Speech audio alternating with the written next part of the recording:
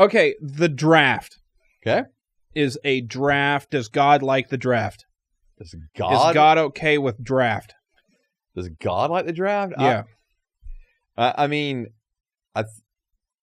if you're a citizen in a country and that country decides that they're going to do a draft, I mean, that is what it is. It's a draft. Okay. And so I think that's one of those things where, you know, like Romans 13, we submit to our authorities and we submit to our authorities in that. Okay. So, but do you think implementing that is biblical on part of the leaders of a country? I think it's biblical. Like, is it a sin to do that? Oh, is it a sin? Is it a sin for leaders to make people fight for them? No.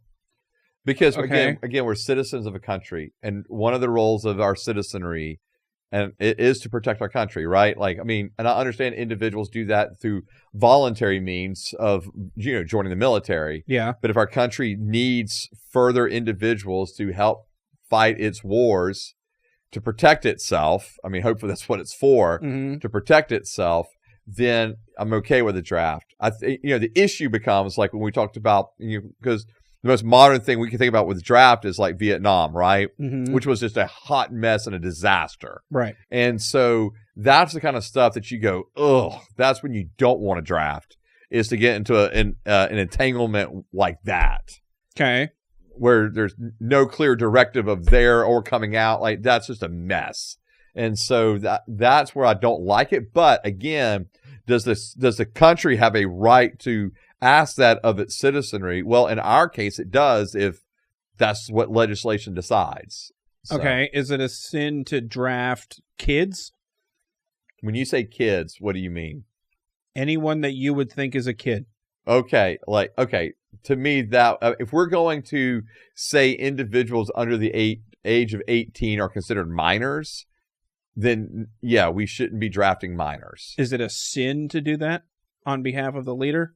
A sin. Okay, here's my thing with a sin. Sin is I'm missing the mark of the will of God. Okay. Okay. And I don't know. Okay, the way that our country has defined what a minor is 17 and under. Okay? An 8-year-old. An 8-year-old. To me, that would definitely be like, okay, we've missed the mark. Like, we shouldn't send that child to war.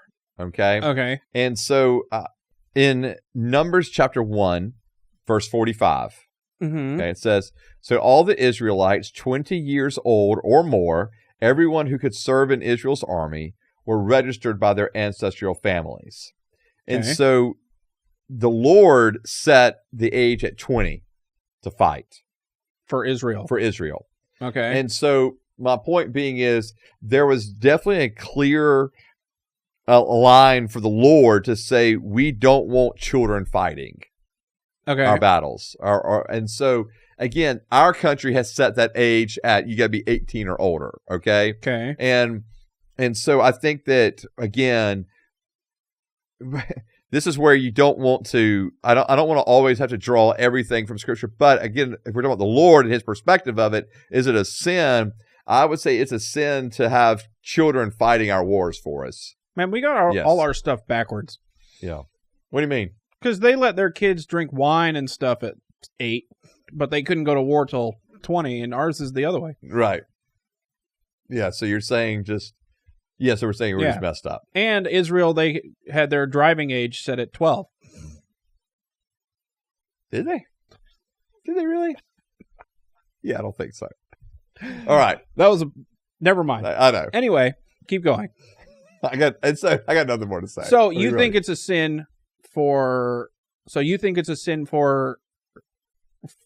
us to draft anyone under 20?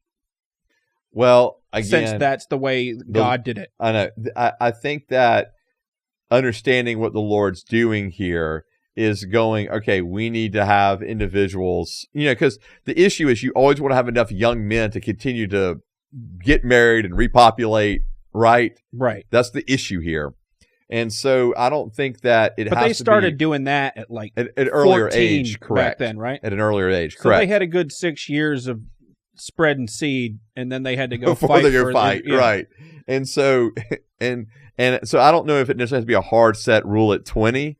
All I'm saying is, so our country sets it at 18, And whether that is the right age or it should be 20, I don't know. But I know you shouldn't be going, much younger than that. Okay.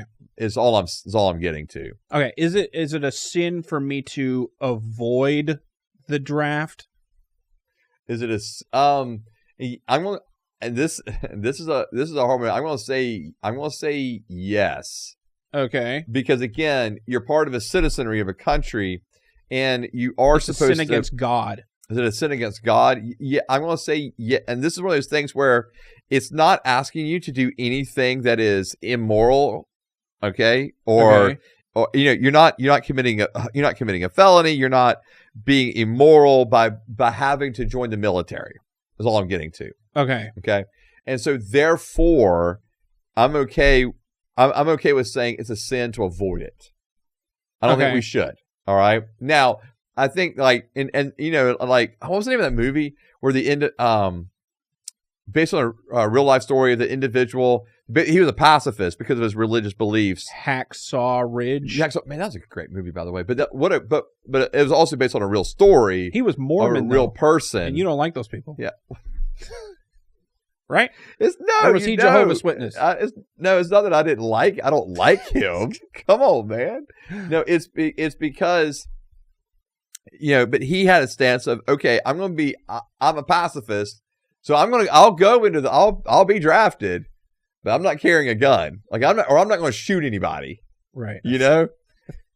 And so, I mean, if you're going to make your stance on that, and then court-martial you or whatever. But if you want to make your stance on that, make your stance on that. But the biggest thing that he did right was not avoiding what he was being required to do. Okay. But simultaneously saying, okay, but I'm not going, like, here's my convictions. Well, it's a good thing for him. Not everyone had his convictions. Well, sure. I won't deny that.